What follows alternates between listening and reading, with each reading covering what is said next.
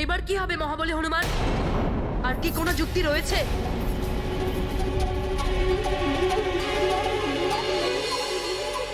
অন্য যুক্তি রয়েছে পুষ্কল।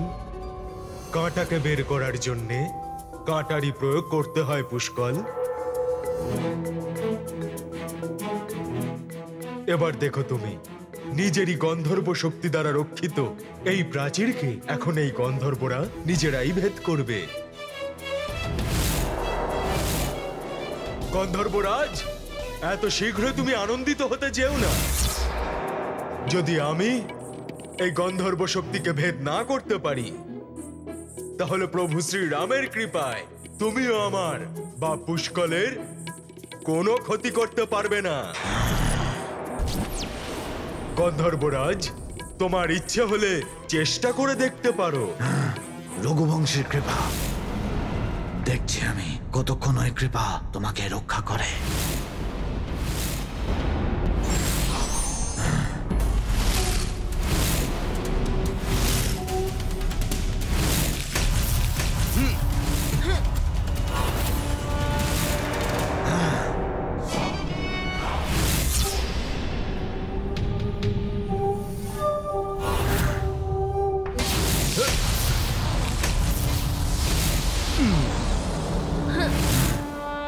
দেখলে, বিফল হয়ে গেল তো তোমার প্রহার।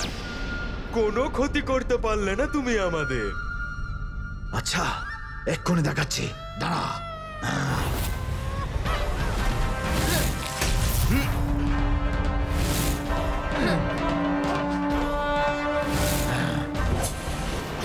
বেশ, গন্ধর্বদের মধ্যে এটুকুই শক্তি আছে।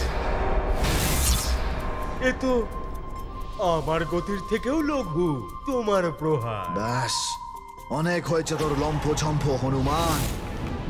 আর আমিও দেখছি তুই কি করে বাঁচিস।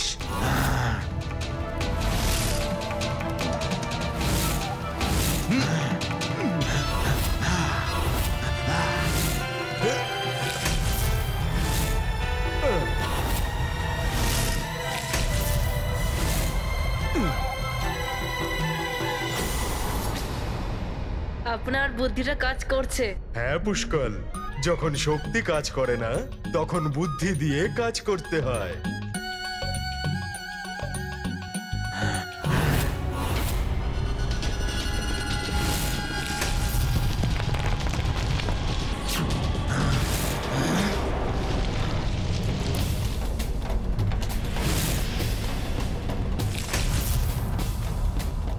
এটা কি হলো?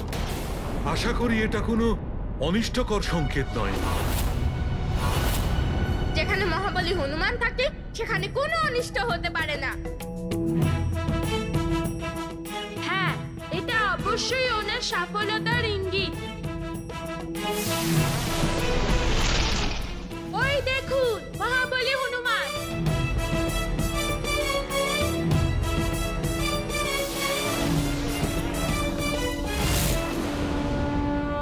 না, কখনো নয়, এটা হতে পারে না।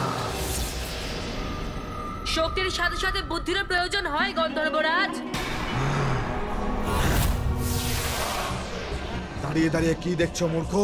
যাও, ওকে শেষ করে দাও। যাও, বিনাশ করে দাও সবাইকে।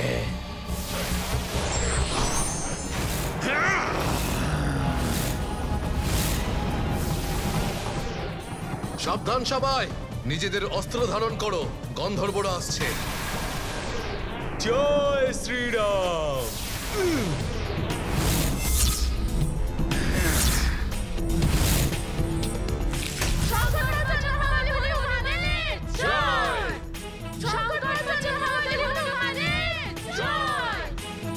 তোমাকে স্বাগতম পুষ্কল ভ্রাতা।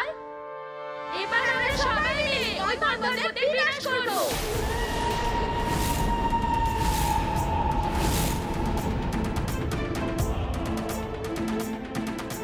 এই নাও ভ্রাতা পুষ্কল।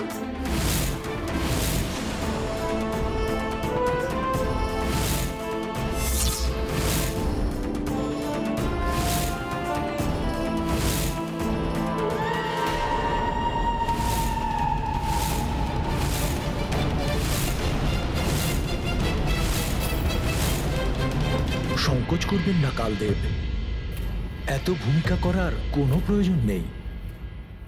যা বার্তা এনেছেন স্পষ্ট করে বলুন। শ্রীরাম, সৃষ্টিকর্তা শ্রী ব্রহ্মাদেব আপনার জন্য এই বার্তা দিয়েছেন যে আপনি ভূলোকে বাস করার জন্য যে সময় নিশ্চিত করেছিলেন তা পূর্ণ হয়েছে।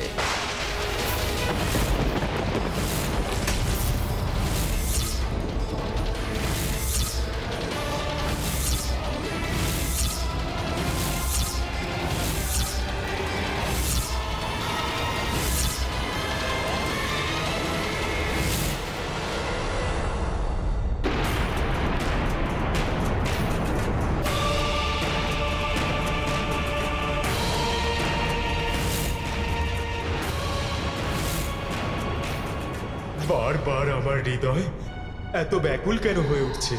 হনুমানের হৃদয়ে তো প্রভু শ্রীরামের বাস, তাই শ্রীরামের সাথে যাই ঘটুক না কেন তাতে হনুমানও প্রভাবিত হবে। হয়তো উনি প্রভু শ্রীরামের পৃথিবীতে থাকার সময় পূর্ণ হয়েছে, জ্ঞাত হয়েছেন। যদি হনুমান ব্রহ্মাদেবের যোজনা পূর্ণ হওয়ার পূর্বেই অযোধ্যায় ফিরে যায় তাহলে অনর্থ হয়ে যাবে। যমদেব রামকে ব্রহ্মাদেবের বার্তা জানিয়েছে, লক্ষণের সঙ্গে লীলা খেলার সেই সময় এখন উপস্থিত। ঋষিবর দুর্বাসার হস্তক্ষেপ হলো বলে। কে জানি কি এমন খবর নিয়ে এসেছেন মহর্ষি, যে কারণে দাদা শ্রী রামকে এত বড় প্রতিশ্রুতি দিতে হলো।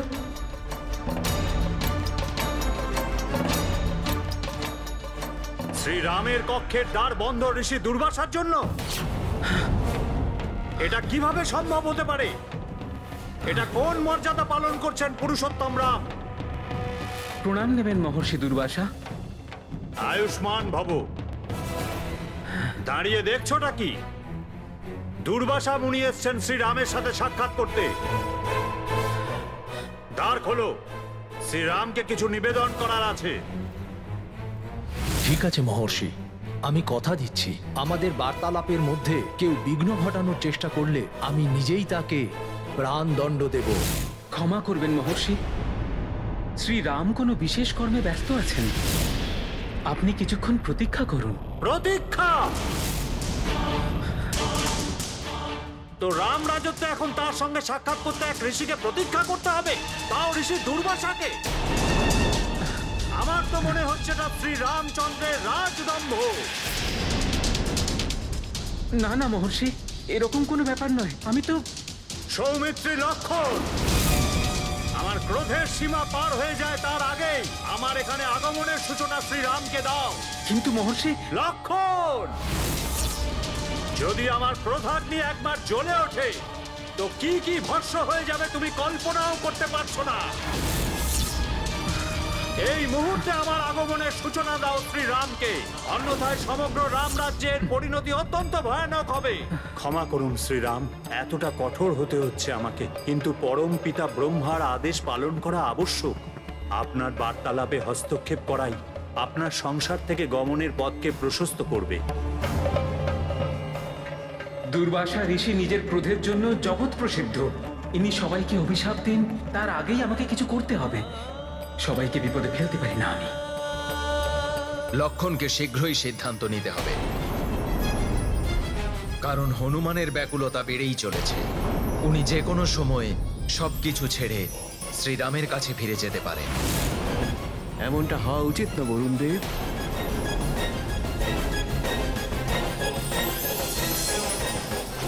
আমার প্রভু শ্রীরাম?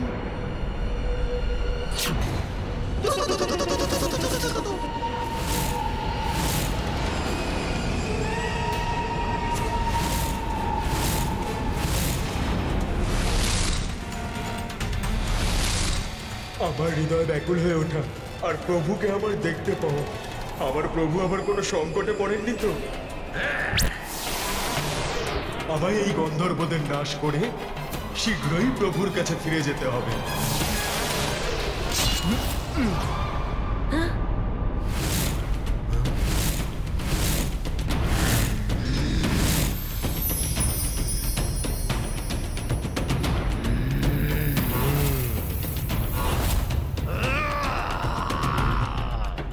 ভ্রাতা ভরত গন্ধর্বরা অস্ত্র দিয়ে প্রহার করুক, তার আগেই আমাদের ওদের উপরে আক্রমণ করতে হবে।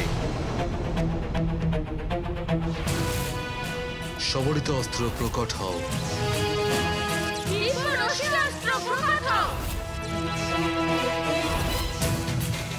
বজ্রাস্ত্র প্রকট হোক। চন্দ্রকবচ অস্ত্র।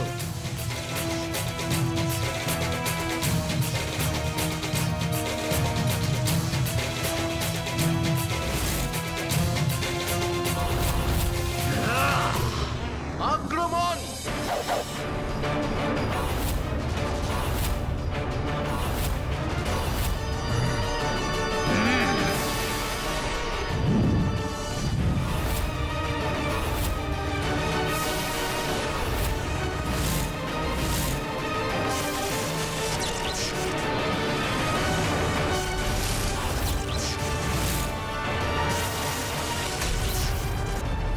এদের অস্ত্র আমাদের অস্ত্রদের হিমশৈল ঢালে তারা আটকে দিল।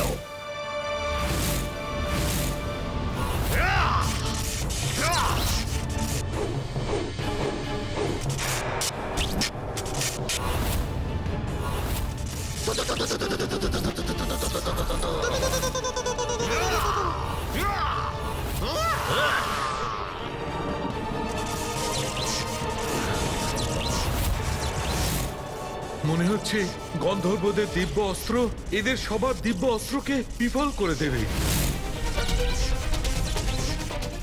এদের সবাইকে আমার কারণে পরাজয় বরণ করতে হতে পারে।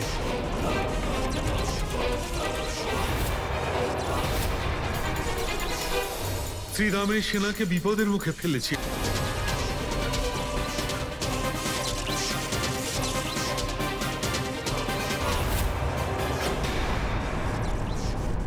জয় শ্রীরাম।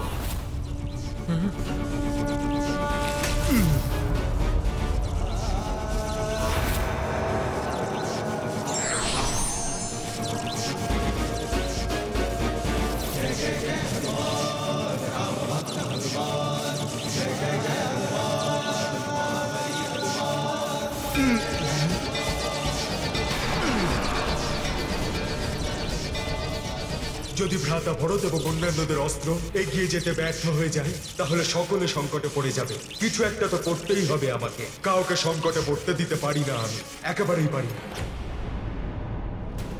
যদি এই সময় ভেতরে যাই মৃত্যুদণ্ডের ভাগিদার হব আমি, কিন্তু মৃত্যুদণ্ডের ভয়ে দাদা শ্রী রাম বা অন্য কারোর ক্ষতি হতে দিতে পারি না। কার জন্য প্রতীক্ষা করছো লক্ষণ? আমার সেই ক্রোধের জন্য, যার আগুনে এখানে সবাই ভস্ম হয়ে যাবে? আমার ধৈর্য আর আমার নিয়ন্ত্রণে থাকবে না সৌমিত্রী।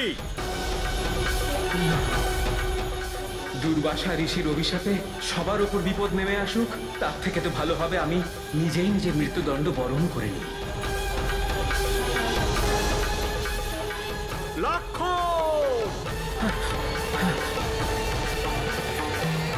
শান্ত হন মহর্ষি, শান্ত হন। আমি এক্ষুনি গিয়ে দাদা শ্রী রামকে আপনার আগমনের খবর দিচ্ছি।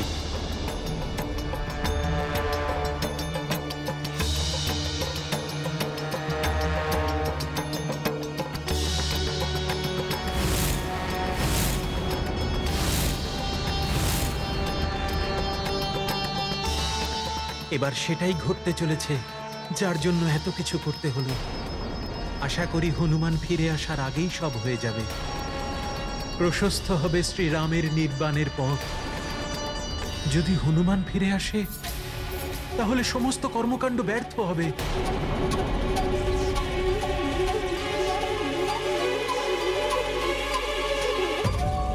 ভ্রাতা ভরত, সেনাপতির ঘুরন্ত দিব্য অস্ত্রের মাঝ দিয়ে ফাঁকা স্থান খুঁজে আপনি লক্ষ্য সাধন করুন ওই সেনাপতির উপর। ওর বিনাশের সাথেই আমাদের সকল অস্ত্র মুক্ত হয়ে সামনে এগিয়ে যাবে আর নাশ হয়ে যাবে ওই সব পাপী। হনুমান, আমাদের অস্ত্রকে আর আটকাতে দেব না আমি।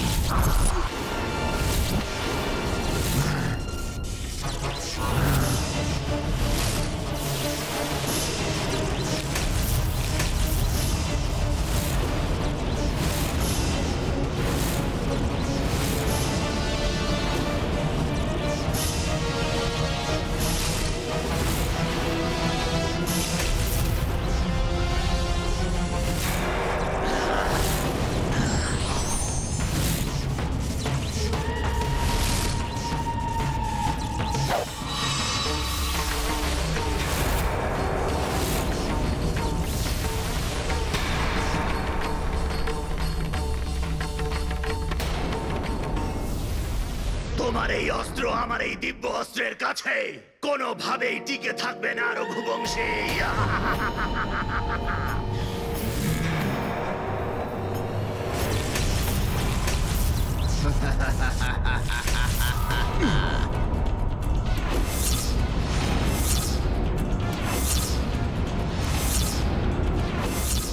ভেঙেই আছে এই হিমশৈল।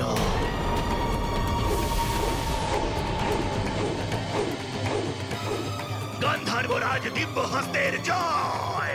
গন্ধর্বরাজ দিব্য অস্ত্রের জয়!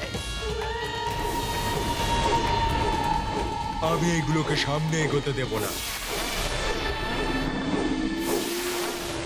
লব ভরত কাকার দিব্য বাণের ওপর, চক্রাকার অস্ত্রের ওপর আর দিব্য অস্ত্রের ওপর মনোসংযোগ করো।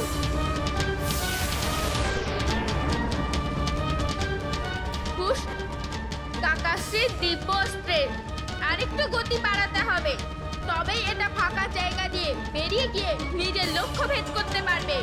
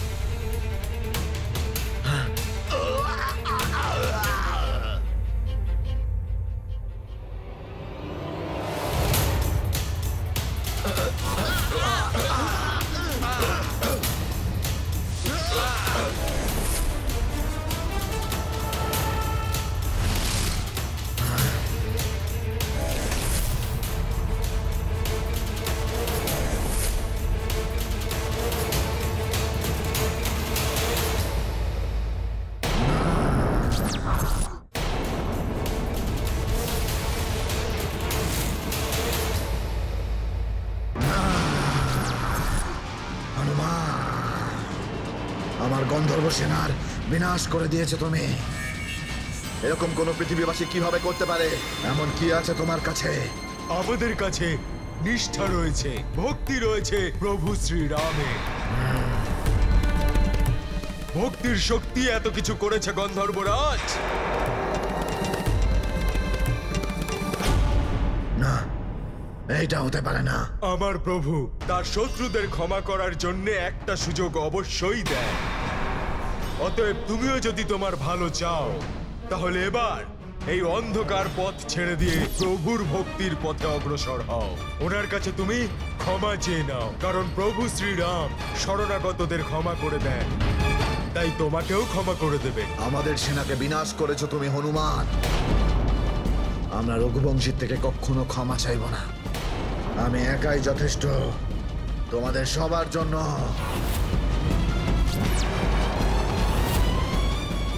অর্থাৎ আমার অবতারেরও এবার অন্তিম মুহূর্ত এসে গেছে। হ্যাঁ প্রভু। হে নরশ্রেষ্ঠ, আমি তো কেবলমাত্র মাধ্যম, আদেশ পালন করছি পরম পিতা ব্রহ্মাদেবের। প্রভু, এখন আপনার বৈকুণ্ঠ ধামে ফেরার সময় এসেছে।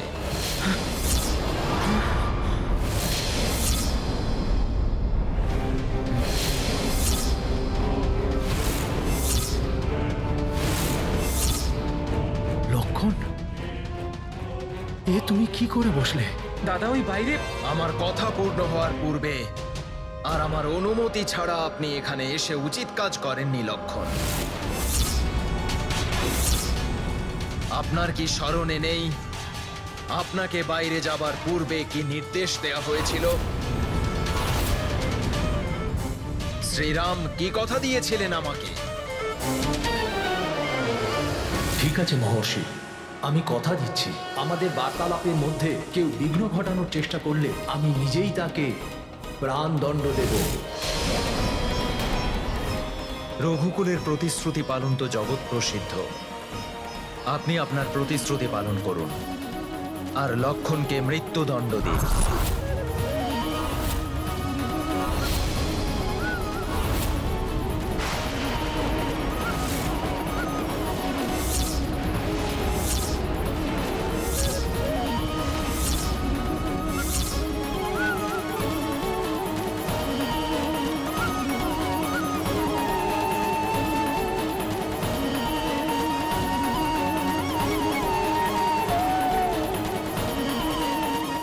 এ আমার কি ব্যাকুলতা হচ্ছে।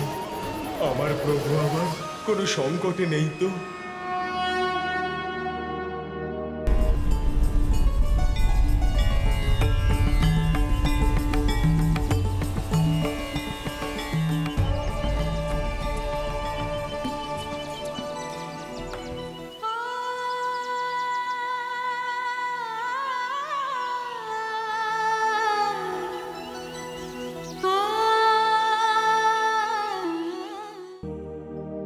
যে ব্যক্তি সত্য, ধর্ম এবং নিজের প্রতিশ্রুতিতে অনড় থাকেন তিনিই একজন মহান ব্যক্তিত্বের অধিকারী হন। For more updates, subscribe to our channel, click the show links and enjoy watching the videos.